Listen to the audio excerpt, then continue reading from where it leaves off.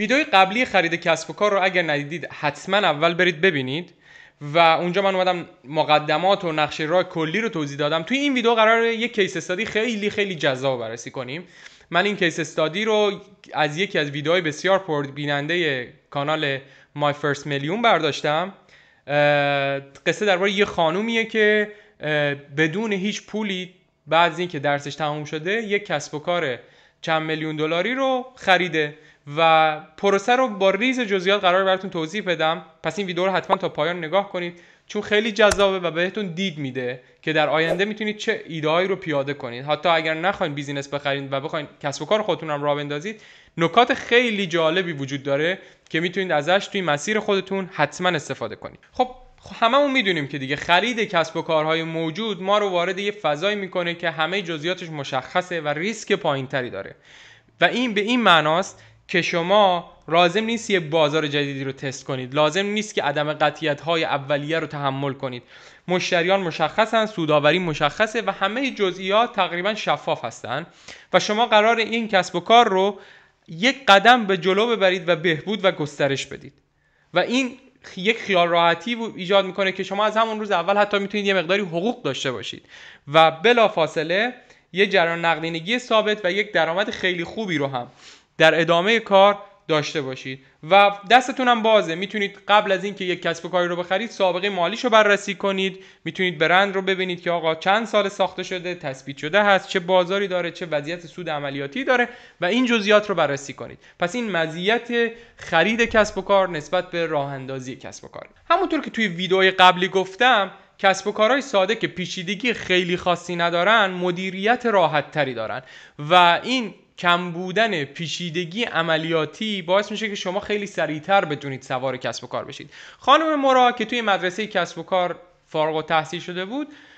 با یه چیزی تو دانشگاه آشنا شد به نام فاند سرچ و سرچ فاند ببخشید و تو اینجا دید که یه سری کسب و کارهایی هستن که برای فروش گذاشته شدن. این ایده رو رفت استفاده کرد و از روزنامه‌ها و اطلاعات محلی و اتاق اصناف و چیزای مختلفی که اونجا وجود داشت در امریکا و دیتاهایی که از دوستش گفت جمع کرده تونست یک اطلاعاتی در مورد کسب و کارهایی که در فاصله 1.5 ساعتی از محل زندگیش یعنی بوستون هستن رو پیدا کنه.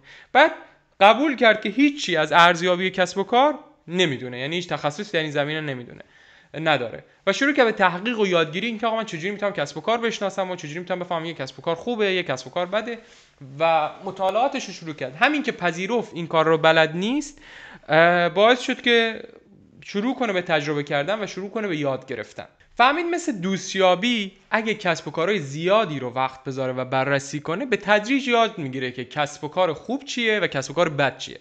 فرایند یادگیریش کاملا مبتنی شد بر تجربه و یاد گرفتن بر روی حجم زیادی از دیتاهای واقعی و تحلیل‌های واقعی که چه کسب و کاری خوبه و چه کسب و کاری بده. و سالا میگه که من نرفتم سراغ مدل‌های پیچیده و تحلیل‌های پیچیده مالی و اینها و سعی کردم با دیتاهای ساده مثل اینکه آقا چند سال پیاپی این کسب و کار سودآور بوده، سودآوری سالیانش چقدر بوده، تعداد سال‌های فعالیتش چقدر بوده و اینها سعی کردم تخمین خودم رو نسبت به اینکه این کسب و کار خوبه یا بده بهبود بدم و بعد که میرفتم حالا با صاحبای کسب و کار صحبت میکردم میفهمیدم که آقا چقدر درست بوده تحلیلم، چقدر بد بوده تحلیلم. و مثلا به جای اینکه بگم آقا من فلان صنعت رو بیشتر دوست دارم و میخوام برم تو اون صنعت کار کنم، کلا میگه تمرکز رو اول البته اشتباهی گذاشته روی دسته‌بندی که چی علاقه داره ولی بعد میگه آقا کلا مسیر رو تغییر دادم و تمرکزم گذاشتم روی اینکه چه کسب و کارهای سودآوری سالانه پیاپی داشتن و فارغ از اینکه تو چه صنعتی هستن چند سال اینا تونستن تو شرایط اقتصادی و اجتماعی و سیاسی مختلف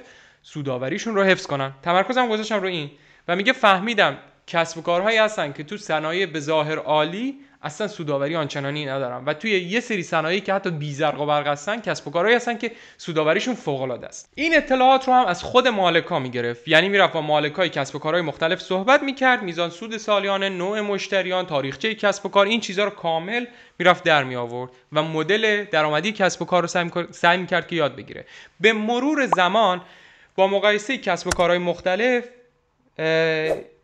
فهمید که چه کسب و کار خوبه و چه کسب و کاری بده و یه فیلترینگی برای خودش ایجاد کرد. گفت آقا کسب و کارهایی که سود پایدار داشته باشن، جریان نقدینگی ثابتی داشته باشن و مالک بدهی سنگینی نداشته باشه، یعنی مثلا قسطای زیادی به بانک نمیداده باشه و مدل کسب و کار ساده باشه، احتمالاً کسب و کار خوبیه و من میتونم روی این گروه از کسب و کارها تمرکز کنم. برای اینکه عددی بهتون بگم این بود که آقا میگفت آقا کسب و کارهایی که بین 4 میلیون دلار تا 20 میلیون دلار درآمد داشته باشن و سود سالانه‌شون بالای 1 میلیون دلار باشه، سود عملیاتیشون، من این کسب و کارها رو انتخاب میکنم در صورتی که این سود 1.5 میلیون دلار به بالاشون هم چندین سال پیاپی، حداقل 3 سال تکرار کرده باشن.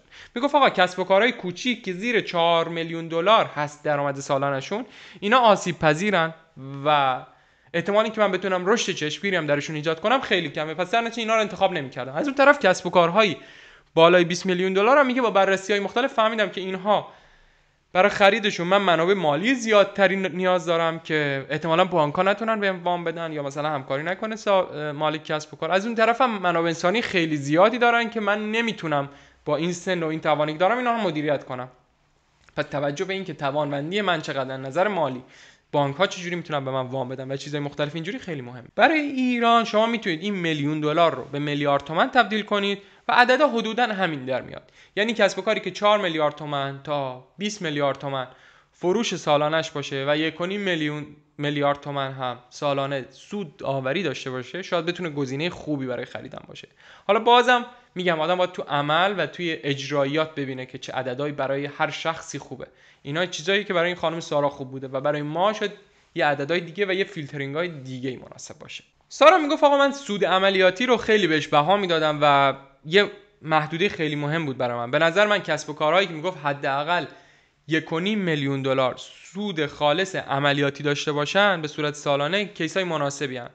میگفت این معیار به این دلیل انتخاب کردم که این سود انقدر کافی هست که من بتونم بدهی‌های بانک، یعنی وامی که از بانک میگیرم و وامی که در واقع فروشنده به من میده، یعنی قسط بندی میکنه، من این قسطا رو بتونم راحت پرداخت کنم با این سود. از اون طرف این مقدار سود یعنی 1.5 میلیون دلار به من این اجازه رو میده که من بتونم روی کسب و کار هم یه مقداری سرمایه گذاری کنم، یه پولی هم در میاد که آقا من میتونم کسب و کار رشد بدم. سابقه سودآوری پایدار هم میگه برام مهم بود. یعنی یکی از شروط غیر قابل مذاکره بود آقا اگر کسب و کاری توی چند سال نتونسته سودآوری کافی داشته باشه رو من اصلا انتخاب نمی‌کردم.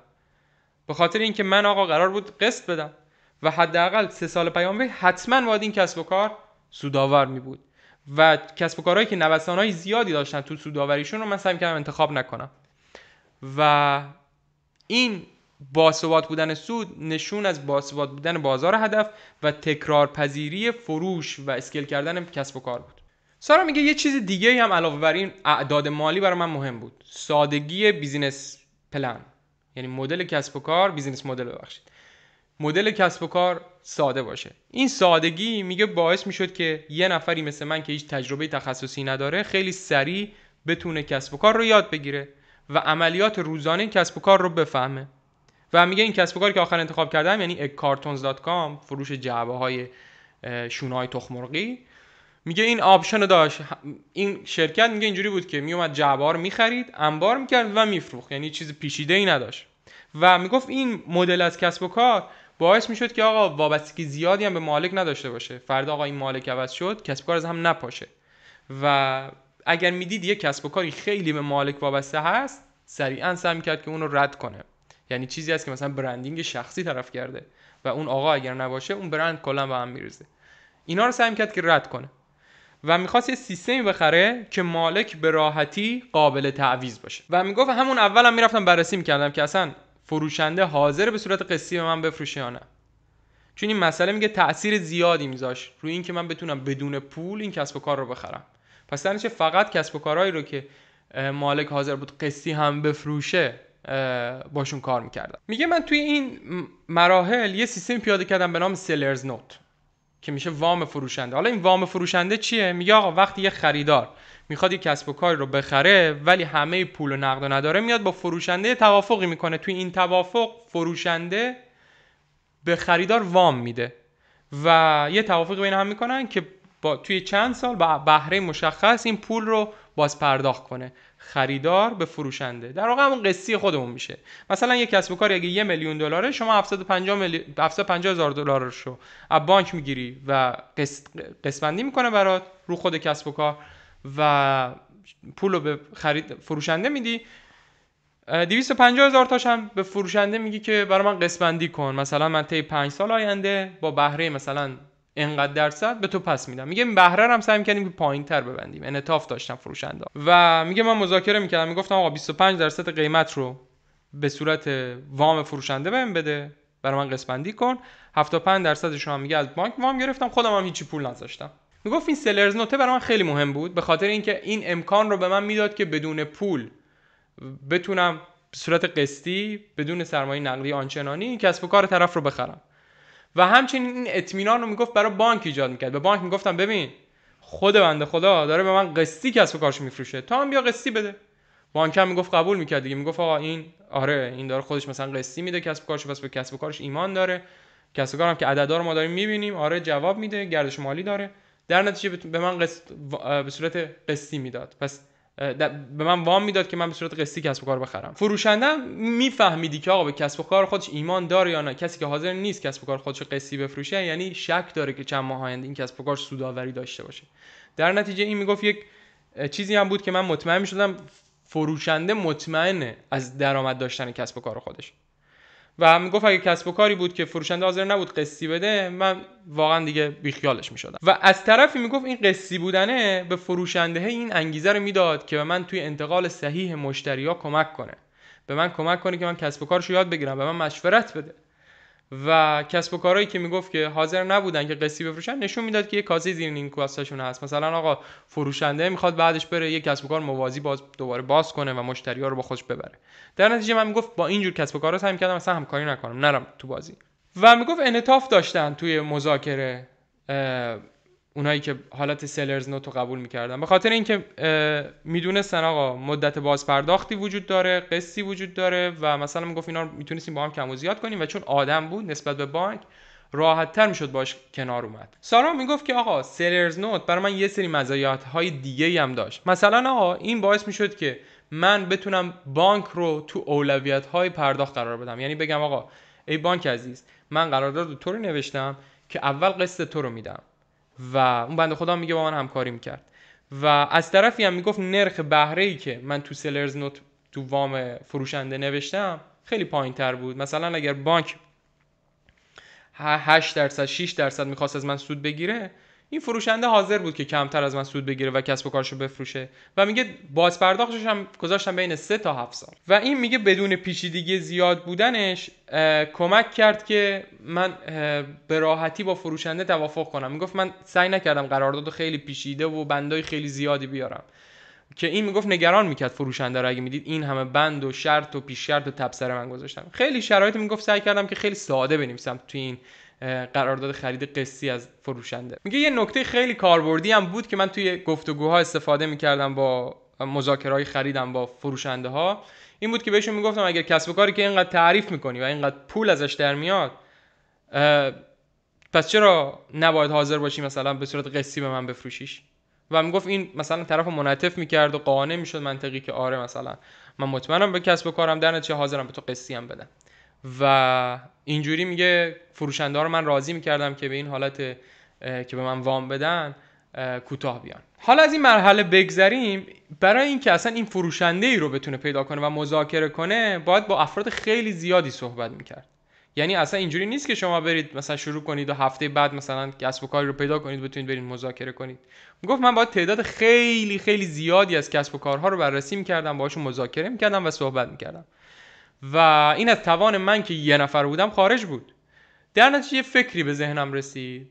سارا خانم قصه ما یه مقداری هم گرگ بود، یعنی واقعا کارهایی که الان در ادامه براتون توضیح میدم انجام داده. واقعا یه آدم خیلی زرنگ باید باشی که این کارا رو انجام بدی. غیر بعضی کاراش هم غیر اخلاقی به نظر من، ولی خب انجام داده و نتیجه گرفته.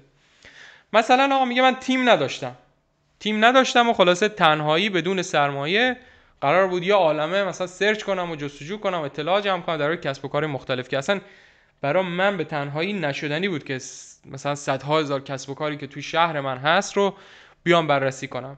میگه اومدم یه خلاقیتی به خرج دادم، تصمیم گرفتم افراد رو به جای اینکه استخدام کنم با دستمزد، بیام داوطلب استخدام کنم، کارآموز داوطلب استخدام کنم. سارا میگه من آقا محل جذبی که برای این افراد در نظر گرفتم با اون سیستم رایج فرق می‌کرد. مثلا میگفت افراد مثلا میرفتن کارآموزا رو تو دانشگاه استخدام می‌کردن، من میگم این مسیر رو نرفتم. یک لیستی هست به نام گرگز لیست، یه بنده خدای سال 1998 اینا اومده یه سایتی رو انداخته که خیلی هم سایتش جواب داده و فقط لیست شماره اطلاعات و آگهی‌ها و اینا بوده، افراد می‌تونستن آگهی‌هاشون توشون بزنن. هنوزم این سایت هست و هنوزم سودده، جالبه. و خلاصه میگه من رفتم تو این سایت و از این سایت استفاده کردم، چون افرادی که میگفت میومدن تو این سایت افرادی با انگیزه های متفاوت بودن، افرادی بودن که ذهنشون بازتر بود و متنوع‌تر بودن، افرادی بودن که صرفا دنبال این نبودن که مثلا آقا یه سازمان خاص اینا رو استخدام کنه، بیشتر دوست داشتن تجربه کسب کنن. میگه توی این جای خاص که رفتم آگهی گذاشتم، حالا شما مثلا تو ایران شاید بشه آگهی رو مثلا توی دیوار گذاشت، شیپور گذاشت و یه جای متنوع‌تری گذاشت تا اینکه مثلا بری به دانشگاه درخواست بدی به تو کارآموز معرفی کنه. میگه آگهی من اومدم اینجوری نوشتم، در حالی که هیچ شرکتی نداشتم اومدم نوشتم که کنستون گرین یه نام همینجوری الکی خوش در آورده، گفته که استخدام میکند و مثلا گفته آقا من شما با استخدام شدن تو کسب و کار من، تو آگهی اینجوری نوشته تجربه مستقیم در معاملات واقعی خرید کسب و کار به دست میارید، فرصت حضور در تماس‌های زنده با فروشندگان و حسابداران و وکلا به دست میارید، یادگیری عملی در دنیای کسب و کارهای خصوصی به دست میارید، عدم انجام کارهای بیهوده و مدل سازی‌های مالی پیچیده دارید، امکان دریافت توصیه نامه و کمک به پذیرش در مشاغل برتر دارید. می‌دونید یه آگهی جذاب اومده نوشته و بعدش هم که خب افراد رو سعی کرده که در واقع با همین چیزا جذب کنه، یعنی وقتی افراد میومدن پیشش احساس می‌کردن یه ارزش واقعی دارن دریافت می‌کنن. اون به افراد مثلا قول میداد که اگر که بیاین با من کار کنین، من وایس جلساتمون رو در اختیارتون میذارم، شما رو روی خط کنفرانس میارم بالا، تو تمام تماس‌ها مذاکراتی که من با فروشندگان کسب و کارها، حسابدارا و وکلا دارم و بانک‌ها، شما میتونید حضور داشته باشید و کلی چیز یاد بگیرید تو جریان مذاکرات. و این یه ذهنیتی به افراد میداد که واو مثلا می‌خوام چی دریافت کنیم و اینا. و شفافیت و دسترسی کامل در واقع میگفت بهتون میدم و شما به همه کارهایی که من دارم میکنم دسترسی خواهید داشت و هر کارآموز هر زمان که بخواد میتونه تماس‌ها رو شنود کنه، مستقیم ببینه چه اتفاقی میفته، نه اینکه فقط گزارشاتو بخونه و درگیر کاغذ بازی شه.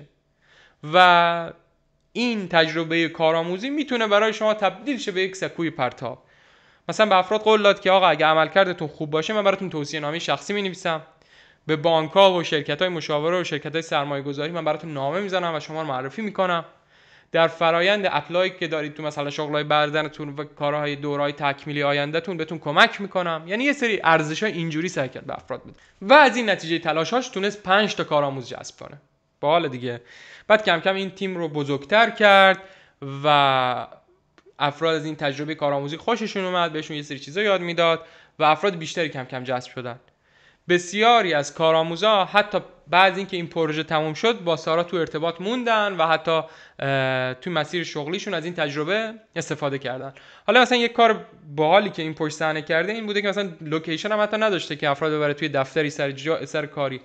میگه من کار دانشجویی فیک درست کردم که اینا ببرن مثلا تو فضای دانشگاه اینا رو جا بدن و بتونن تو اتاق مطالعه سال مطالعه دانشگاه کارشون انجام بدن و تو کافه ها و این بر اون بر اینا رو مثلا میگفتن بشینید کار کنید.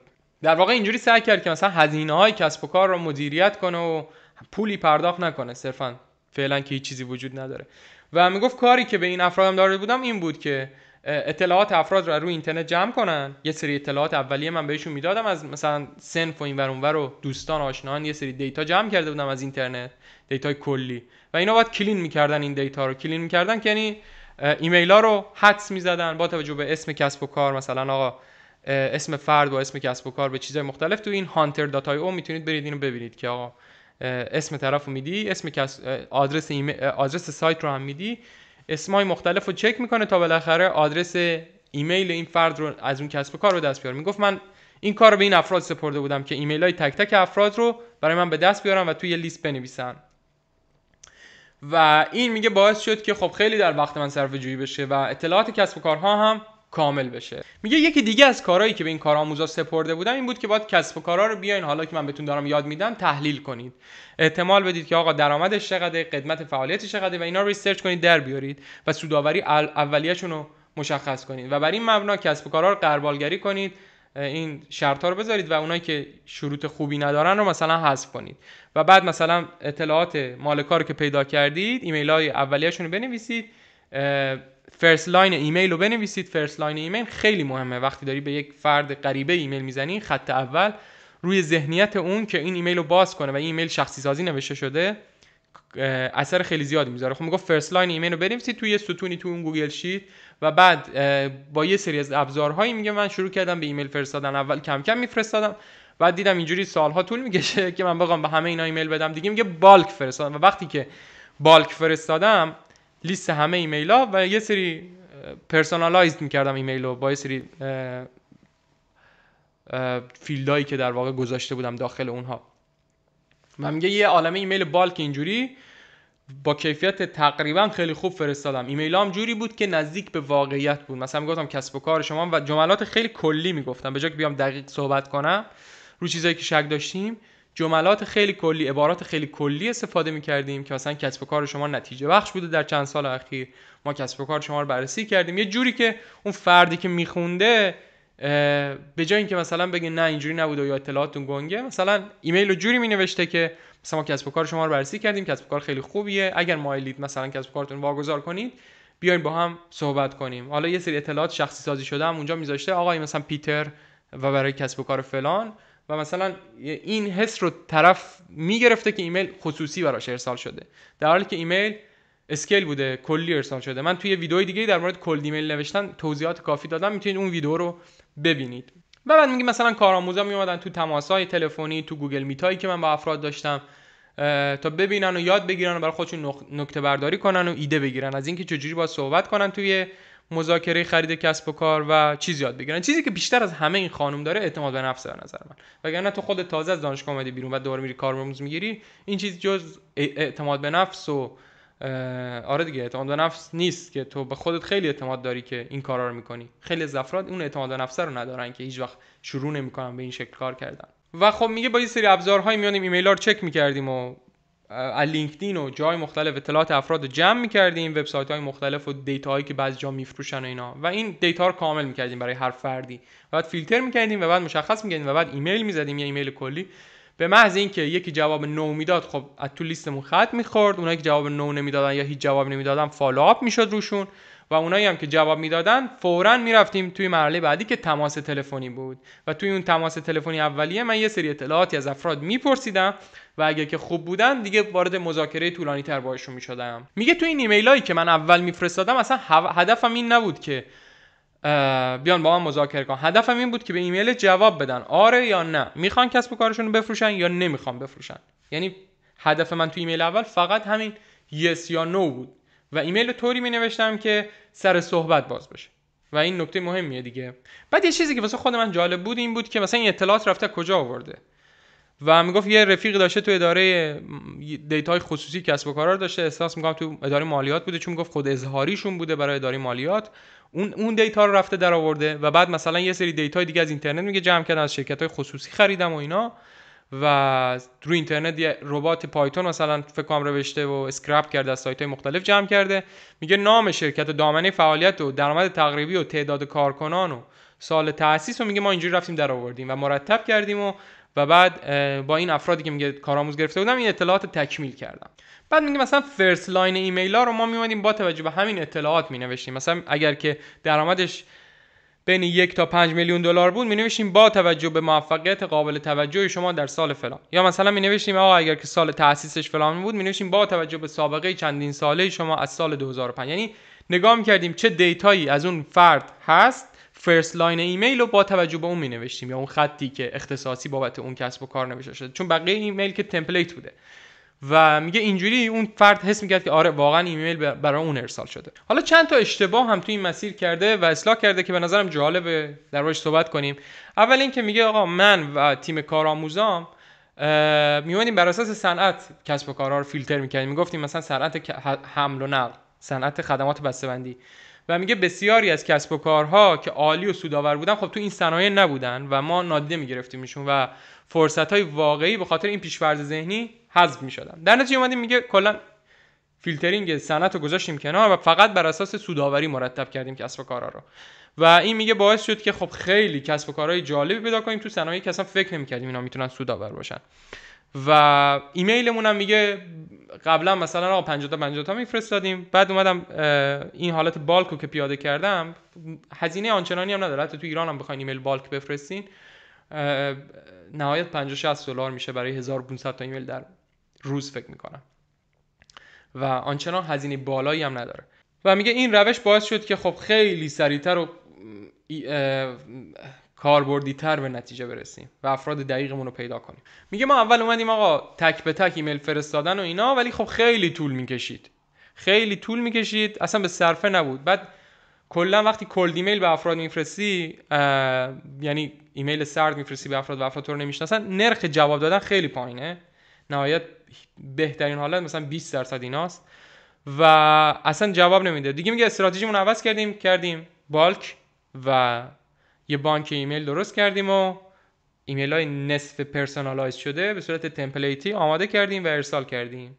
سایت یامی یت انادر ایمیل همچین چیزی اسمش، اون این کار رو انجام میده و خیلی هم ارزونه، چون رو گوگل شیت پیاده میشه و ارسال ایمیل ها رو انجام میده. سرویس های پیچیده‌تری هم هست مثل وود کیپر و وود پیکر و همچین چیزی و یه سری سایت های اینجوری هم هست که حالا hunter.io میتونید سرچ کنید پیدا کنید.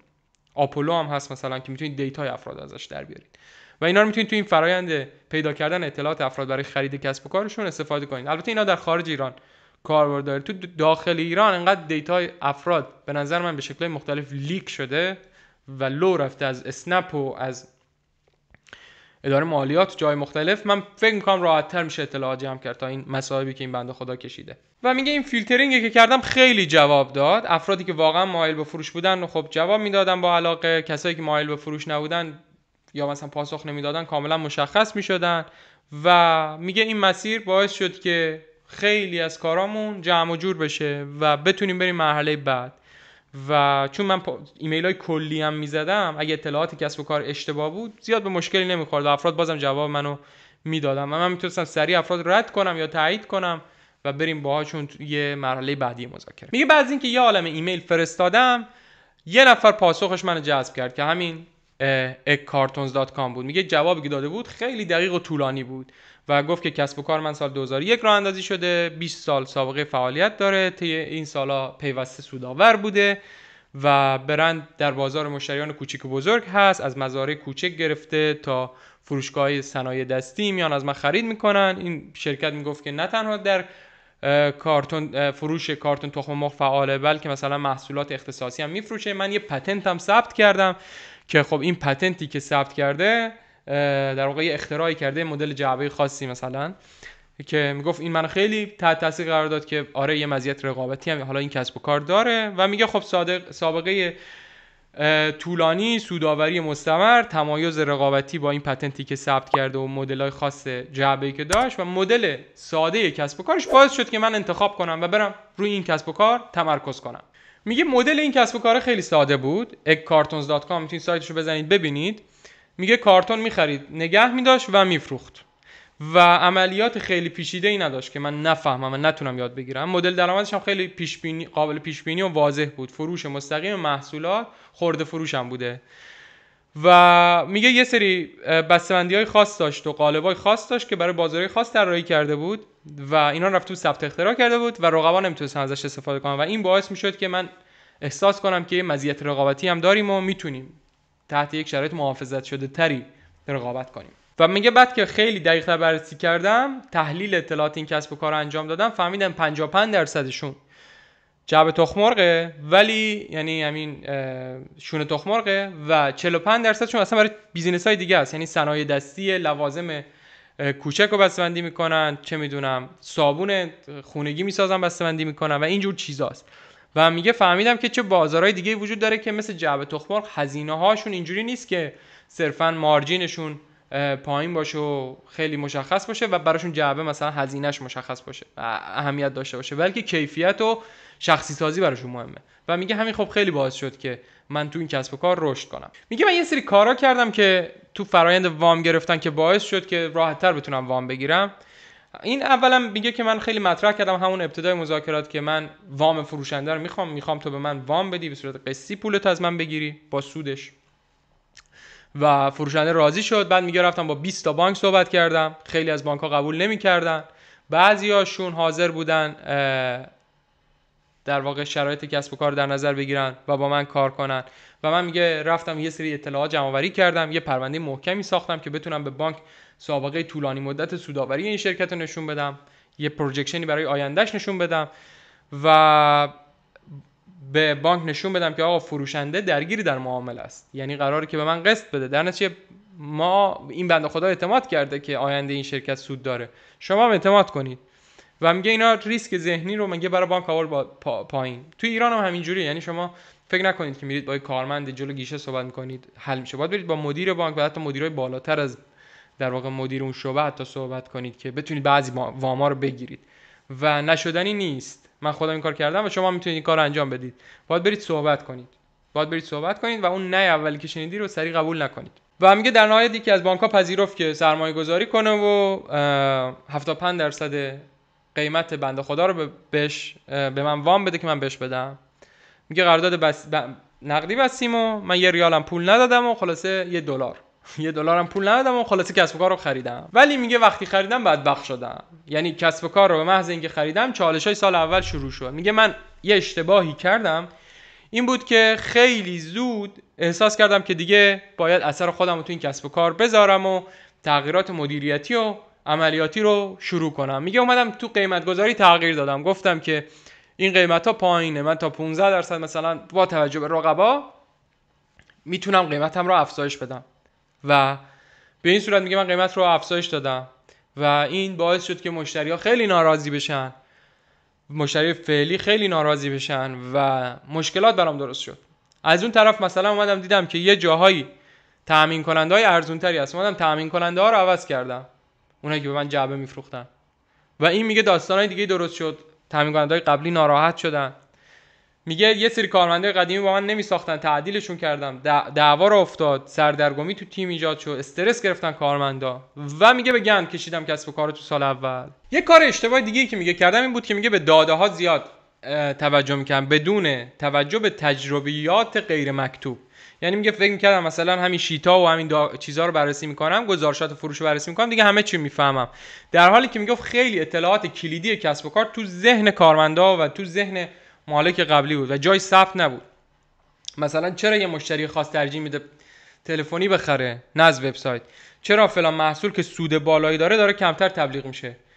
و میگه به خاطر عدم تعامل با مشتری‌ها و کارمندای قبلی تصمیماتی که میگرفتم تو سال اول با واقعیت فاصله داشت و در نتیجه باعث شد که یه اختلالات ایجاد کنم توی روابط با مشتری‌ها، توی همکارام، ارتباط با همکارام، استرس ایجاد کردم تو تیم و فروش کاهش پیدا کردم. میگه این فروش کاهش پیدا کردنه یک استرسی به جون من انداخت که دیگه نمیتونستم روی چی تمرکز کنم، به خاطر اینکه وام داشتم قسط وام میدادم و من میگه ستون فقرات کسب و کار رو دچار آسیب کردم. میگه تو مالیات من رفتم فرمای مالیاتی رو یه جور اشتباهی پر کردم و این باعث شد که خیلی مالیات سال اول هم مثلا بره بالا، پرداخت دستمزد رو دچار مشکل کردم، پاسخگویی به شکایات رو درست انجام نمیدادم، مثلا کسب و کار میگه به هم ریختم تو سال اول و این یک فشار غیر منتظره‌ای به من وارد کرد که دیگه خواب از سرم رفته بود و شبا حتی نمیتونستم بخوابم.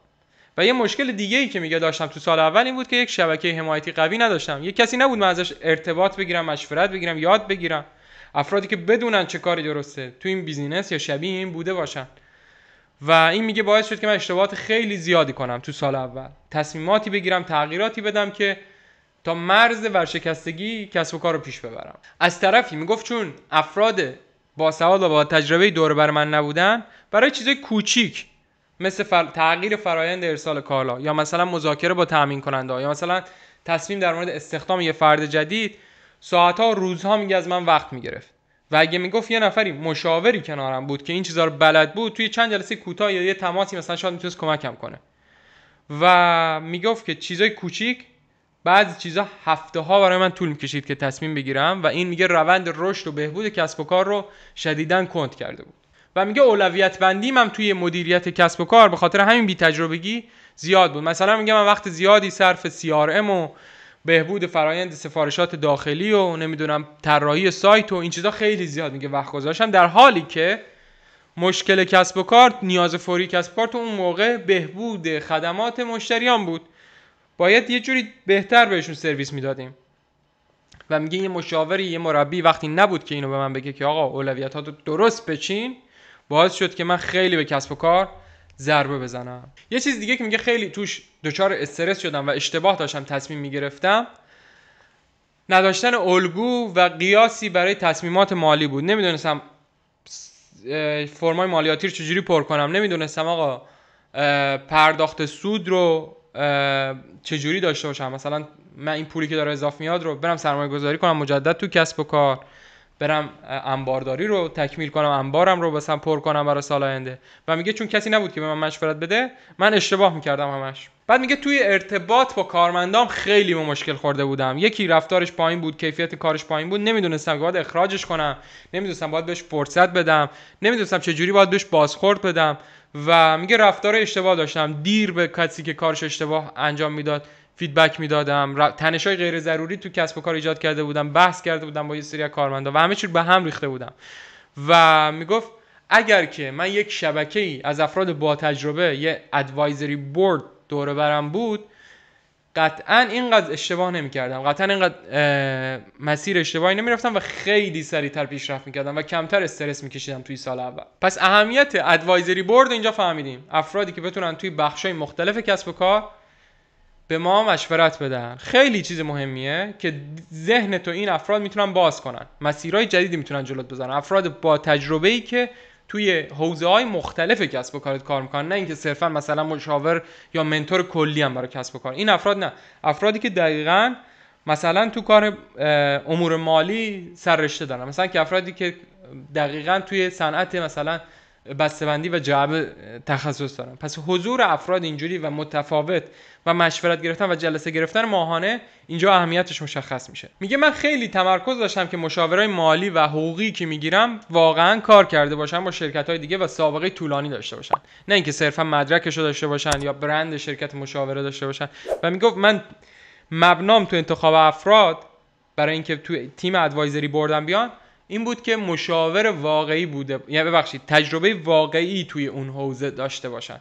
و اینم خیلی نکته مهمیه که ما خیلی وقتا این اشتباه رو انجام میدیم و میریم روی کسی که داره روی مشاوره میفروشه، میریم با این افراد کار میکنیم. و خلاصه میگه اومدم توی میتاپ‌های محلی و جلسات غیر رسمی و انجمن‌های آنلاینی که بود برای کارآفرینا و مشکلاتشون میادن مطرح میکردن، من رفتم عضو شدم.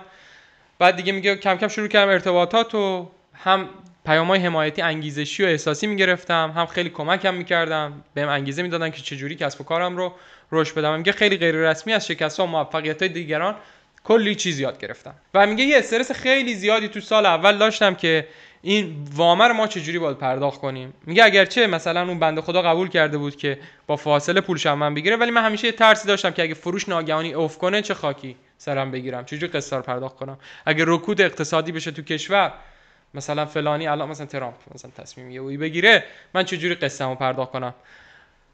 و میگه حتی با وجود سوداوری من همیشه ترس دائمی داشتم که یه مشکلات اینجوری برام پیش بیاد. و اینم یکی از مصائب خرید کسب و کاره که شما یهویی وسط وارد یه چیزی میشه که سوداوری و پول داره و قراره شما یه وامی رو بدی و این یه استرسی رو به شما وارد میکنه. از طرفی میگه کارمندای با تجربه که تون کسب و کار بودن و به شیوه مدیریت قبلی و فرهنگ سازمانی قبلی عادت کرده بودن، با اینا مشکل داشتم و اونا من یه آدم بی تجربه و خام و جوون میدونستن و اصلا فرمان برداری از من نداشتن و نسبت به تغییرات فرهنگی و اینا مقاومت نشون میدادن. اینا همه به خاطر اینه که سال اول سارا خانم شروع کرده به تغییرات و به هم ریختن همه چی، در حالی که باید اعتماد میکرد و یه حالتی بهشون اعتبار میداد و به کارمندای قدیمی و این احساس بهشون میداد که شما خیلی بیشتر از من میفهمید. اینجوری کم کم میتونست با مشورت خودشون تغییرات خوبی تو سازمان ایجاد کنه. و میگه من یک چارچوبی برای خودم طراحی نکرده بودم که آقا یه کارمندی اگه رفتار ضعیفی داشت، اگه اختلاف بین کارکنان پیش اومد، اگر مشکلات وجود اومد، چه واکنشی باید نشون بدم. میگه واکنشام پراکنده و بدون چارچوب بود، چون هیچ سیاستی برای بازخورد دادن ارتقا، اخراج یا مثلا پیگیری مسائل و مشکلات کارمندان نداشتم. این باعث شد که کارمندا به من بی‌اعتماد بشن، استرس بگیرن، دنبال کار بگردن جای دیگه و نگرانی‌های مختلف ایجاد بشه.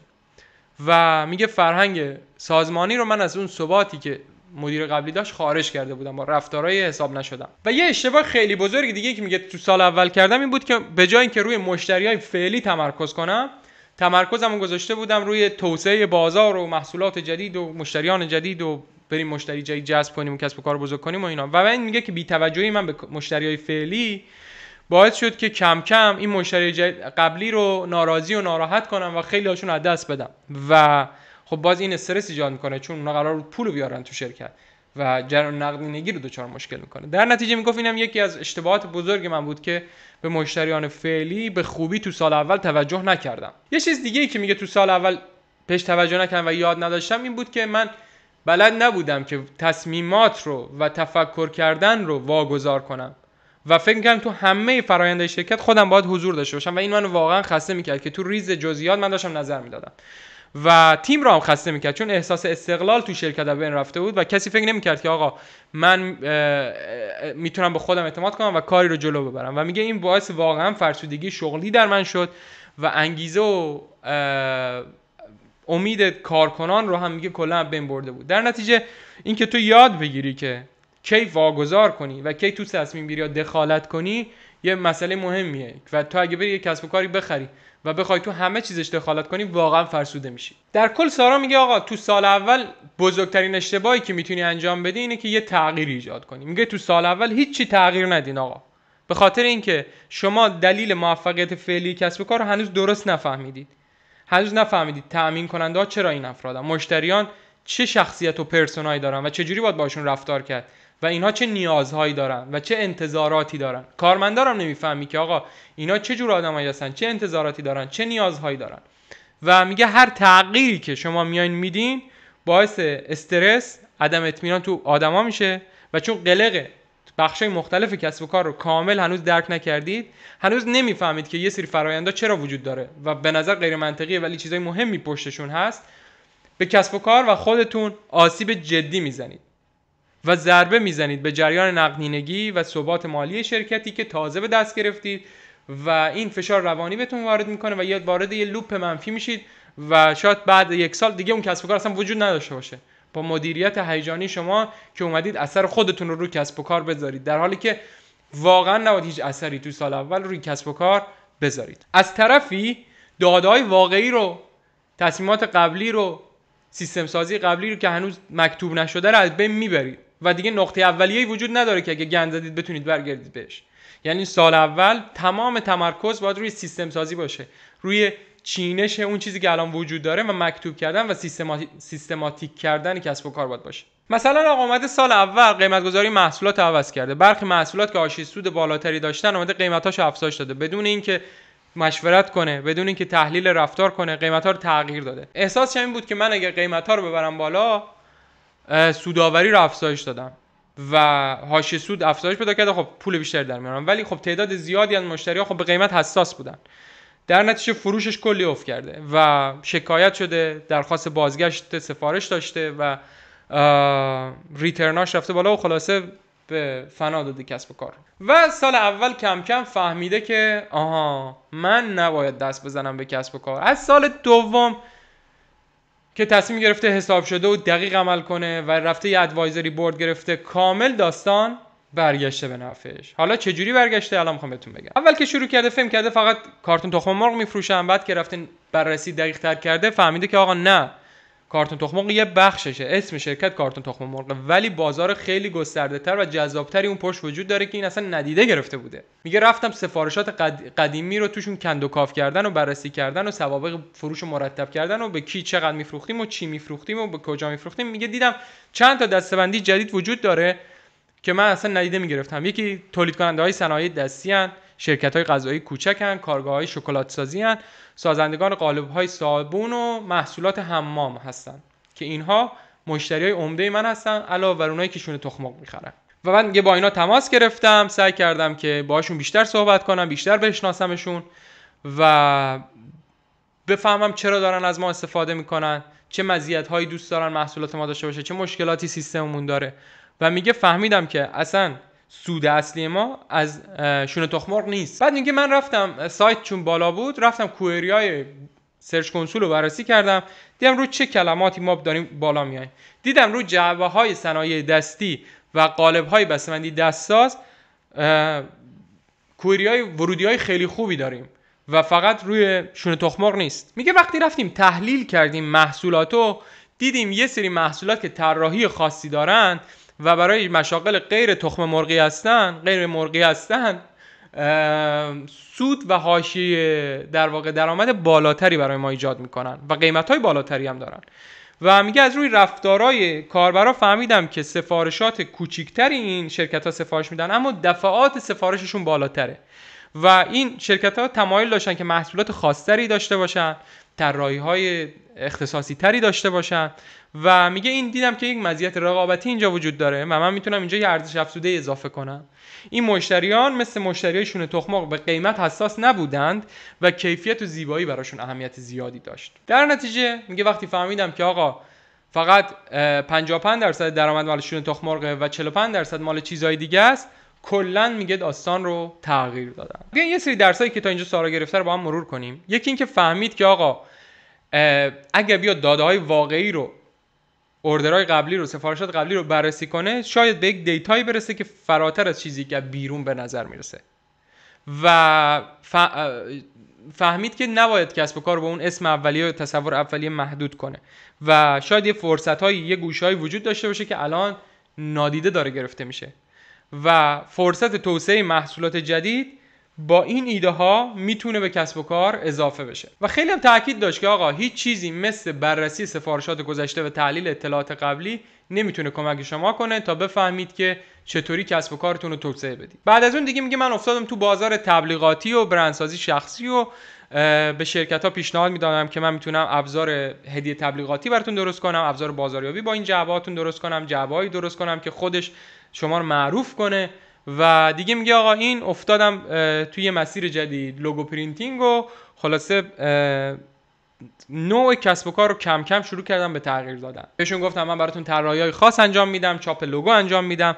سایزا رو میگه اومدم یه جوری اختصاصی کردم و طراحی‌ها رو یه جوری اختصاصی کردم که مشتری‌ها حالت چسبنده پیدا کنن و قالبا انحصاری باشه، سایزم انحصاری باشه که دیگه نتونن برن با جای دیگه اینا کار کنن، چون سایز انحصاری بشه و بسته‌بندی‌ها خاص بشه و پتنتش هم ثبت بشه دیگه نمیتونه این با جای دیگه باید کلا بسته‌بندی رو عوض کنه. در نتیجه میگه این باعث شد که مشتری‌ها هم پول بیشتری پرداخت کنن، اون گروهی که هزینه براشون مهم نبود چون محصولاتشون مثلا لاکچری و خاص بود، و هم وفاداری مشتری‌ها بالاتر بره. اینجوری این فرصت داشت که مشتریاش مدت بیشتری بمونن و پول بیشتری هم بهش پرداخت می‌کردن، مشتریایی که در واقع بهش وابسته شده بودن. در واقع اومد برند کارتونز رو باز تعریف کرد. اومد گفت که آقا ما تأمین کننده بسته‌بندی خلاقانه برای کسب و کارهای صنایع دستی و تبلیغاتی هستیم، به جای اینکه ما فقط شونه تخم مرغ می‌فروشیم.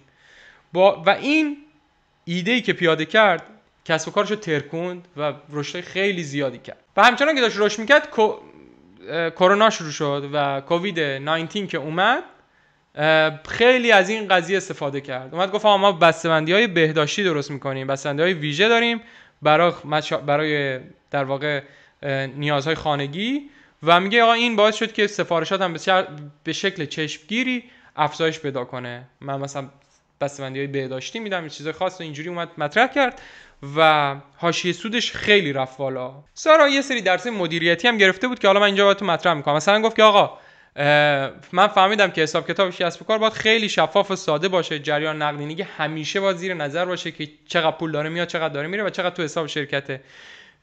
بدهی‌ها و تعهدات باید راحت بتونن مدیریت بشن تا من بتونم به چیزای بزرگتر فکر کنم. و میگه اون جوگیری که خیلی افراد دارن موقع شروع کسب و کار واقعا بده که آقا ما بریم گسترش سریع بدیم، بریم نمیدونم ورود کنیم به بازارهای جدید، بریم افزایش فروش هر طور که شده انجام بدیم. نه، اصلا نباید این کار کنید. رشد و سودآوری باید واقعی باشه، باید زیر ساختش رو داشته باشید، باید بتونید، باید اون کسب و کار بتونه این قضیه رو تحمل کنه. بهترین مسیر اینه که مسیر رشد آهسته رو پیگیری کنیم ولی دائمی، ولی قطعی. و اینکه حداقل 6 ماه 1 سال وقت بذاریم مشاهده کنیم، فقط حرف نزنیم، اینقدر ایده ندیم، اینقدر نظر ندیم. 6 ماه 1 سال وقت بذاریم تحلیل کنیم، مشاهده کنیم، با کارمندا، تامین کننده ها، مشتری ها صحبت کنیم و ببینیم چی باعث موفقیت این کسب و کار شده تا اینجا، چرا این سیستم این شکلی داره جواب میده و اینا رو کامل بفهمیم، دسته‌بندی کنیم و سیستمش رو آماده کنیم و یک فرهنگ سازمانی درستی بسازیم به مرور که محیط و ارتباطات با کارکنان باز باشه، ارزش‌ها خیلی شفاف باشه که آقا چی تو این شرکت برای شرکت مهمه، صداقت مهمه، مسئولیت پذیری مهمه، به کارکنان حس امنیت و تعلق بدیم. بیشتر از هر چیزی این تو سال اول مهمه، چون وقتی که کارآفرین قبلی میره این قضیه برای کارمندا ترسناکه که این الان ما رو اخراج نکنه و یک ترسی توی سازمان ایجاد میشه و اگر فرهنگ سازمانی به درستی مدیریت نشه، نارضایتی و ترک کارکنان چند برابر میشه. و میگه توی سال اول به شکل ویژه‌ای باید روی مشتریان فعلی تمرکز کنیم. آقا وفاداریشون رو افزایش بدیم، تجربه خریدشون رو بهتر کنیم، خدمات پس از فروش رو به همین افراد بیشتر کنیم، تماس‌های مکرر باشون بگیریم، پیگیری کنیم، بشناسیمشون و ازشون بخوایم بازخورد بدن، مشکلات چیه، چه چیزایی به نظرشون باید تو کسب و کار ما اصلاح بشه و پاداش و تخفیف‌های ویژه بدیم به افرادی که دارن با ما همکاری میکنن، مشتری وفادار و با اخلاق ما هستن. یه ادوایزری بورد هم برای خودمون بسازیم از مربیان، مشاوران مالی، حقوقی، کارآفرینای همتراز که ازشون ایده بگیریم، مشورت بگیریم برای روزهای سخت، برای وقتی میخوایم تصمیم گیری‌های سختی کنیم و حتی وقتی که استرس زیادی داریم میتونیم ازشون پشتیبانی احساسی بگیریم. و بزرگترین دارایی به نظر من این سارامور و هر کسی که میخواد موفق شه اینه که باید به خودش، به اینکه میتواند یه کاری انجام بده، میتونه یه چیزی رو تغییر بده، ایمان داشته باشه. و این ایمان به نظر من اگر که وجود نداره از کمبود ضعف دانش میاد و از ترس میاد و از زیاد فکر کردن میاد. خیلی وقتا زیاد فکر کردن باعث میشه که ما هیچ واکنش و هیچ اکشنی نشون ندیم. باید اون اوورثینکینگ و نشخوار فکریه رو کنار بذاریم، حل کنیم و از یه جای به بعد، از یه حدی به بعد دیگه اون مارکت ریسرچ رو کنار بذاریم و انجام بدیم با انجام دادن یاد بگیریم.